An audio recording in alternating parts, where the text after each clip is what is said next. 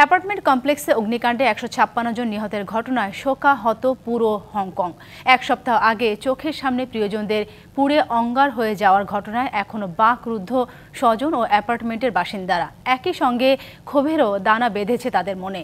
নিম্নমানের নির্মাণ সামগ্রী দিয়ে ভবন নির্মাণে ঠিকাদারি প্রতিষ্ঠানের বিরুদ্ধে কঠোর শাস্তি দাবি করেন তারা। এক সপ্তাহ আগে ঠিক এদিনই হংকংয়ের তাইপো শহরের ওয়াংফুক কোর্ট আবাসিক কমপ্লেক্সে ভয়াবহ আগুন লাগে। মুহূর্তেই তা ছড়িয়ে পড়ে বিভিন্ন ভবনে। প্রায় একদিন পর নিয়ন্ত্রণে আসে আগুন, তবে ততক্ষণে আগুনের লেলিহান শিখা কেড়ে নেয় ১.৫ শতাধিক প্রাণ। নিঃস্ব হয়ে বহু পরিবারের দিন কাটছে আশ্রয় শিবিরে। বুধবার শোকার্ত বাসিন্দাদের পাশাপাশি বহু মানুষ দুর্ঘটনাস্থলের কাছাকাছি একটি পার্কে জড়ো হয়ে নিহতদের প্রতি শ্রদ্ধা নিবেদন করেন, স্মরণ করেন হারানো স্বজনদের। আজও খুঁজে বেড়াচ্ছেন নিজের বাসস্থানের কোনো চিহ্ন।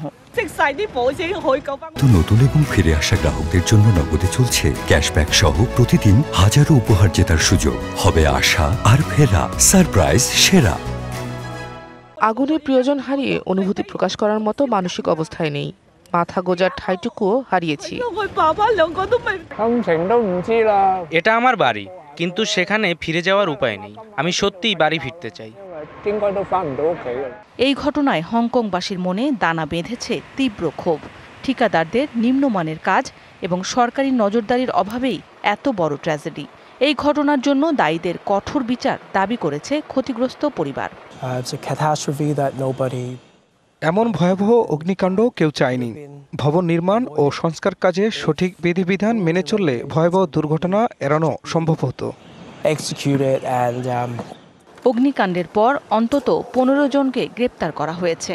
হংকংয়ের প্রধান নির্বাহী জন লি ঘটনার কারণ অনুসন্ধানে একজন বিচারকের নেতৃত্বে একটি স্বাধীন তদন্ত কমিটি গঠনের নির্দেশ দিয়েছেন। মৌসুমী শান্তা, ডিবিসি নিউজ ডেস্ক।